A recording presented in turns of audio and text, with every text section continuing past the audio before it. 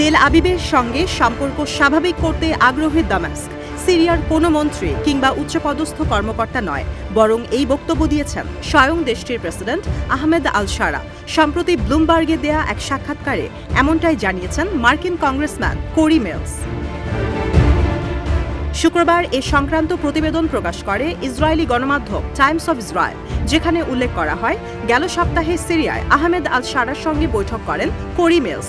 এ সময় মার্কিন কংগ্রেসম্যানকে নিজের পরিকল্পনা তুলে ধরেন সিরিয়ান প্রেসিডেন্ট।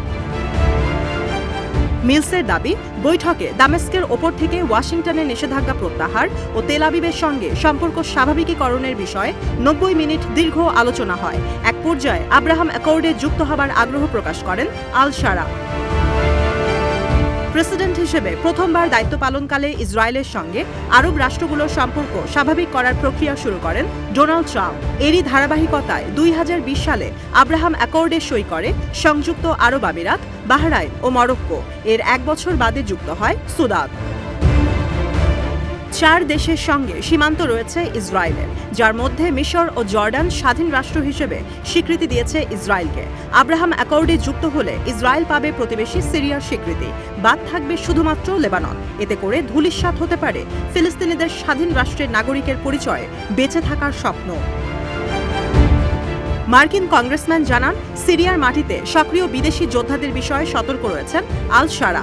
সিরিয়ান অধিপতির দাবি, এর পরেও ইসরায়েলকে নিরাপত্তা নিশ্চয়তা প্রদানের বিষয়ে আশ্বস্ত করেছেন তিনি। যদিও আল শারার এমন যুক্তিকে কিছুটা সন্দেহের চোখে দেখছেন তেল আবিবের শীর্ষ কর্মকর্তারা। ব্লুমবার্গকে মিলস জানান, আল শারার লেখা একটি চিঠি ট্রাম্পকে পৌঁছে দিয়েছেন তিনি।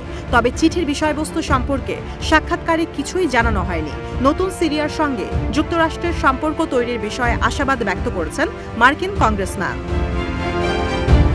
গেল ফেব্রুয়ারিতে দ্য ইকোনমিস্টে দেয়া এক সাক্ষাৎকারে আল শারা জানান, ইসরায়েলের সঙ্গে সিরিয়ার সম্পর্ক স্বাভাবিকীকরণের সম্ভাবনা উড়িয়ে দেয়া যাচ্ছে না, যদিও এই প্রক্রিয়াকে জটিল হিসেবে অভিহিত করেন তিনি।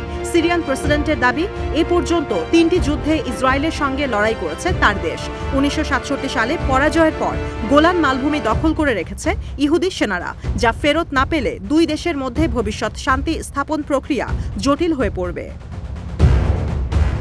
ইনস্টিটিউট ফর ন্যাশনাল সিকিউরিটি স্টাডিজের গবেষক কার্মেট ভ্যালেন্সির দাবি, আব্রাহাম অ্যাকর্ডে আল শারার যুক্ত হবার আগ্রহ প্রকাশ চমকপ্রদ কোনো ঘটনা নয়, কারণ বেশ কয়েকবারই প্রতিবেশী সকল দেশের সঙ্গে শান্তি স্থাপনের কথা বলেছেন তিনি। বাশার আল আসাদের পতনের পর সিরিয়ায় ইসরায়েলের আগ্রাসন চললেও এখনও রণাঙ্গনে এর জবাব দেয়নি এইচটিএস কিংবা আল শারা সরকার। যদিও অর্ধশতকের আসাদ সাম্রাজ্য ভেঙে চুরমার করা আল শারার মাথায় কোনো দুরভিসন্ধি চলছে কিনা, এ বিষয়টিও উড়িয়ে দেওয়া সম্ভব নয়।